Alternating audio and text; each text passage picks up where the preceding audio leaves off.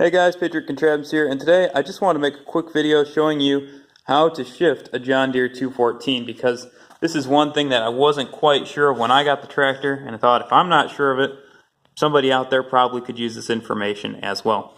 So let me just run through the positions. This is a neutral position the tractor's in now.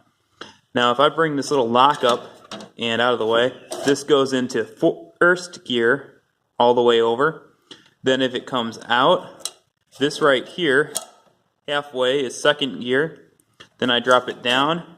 This is now in third gear. Then over across from it, that's fourth gear.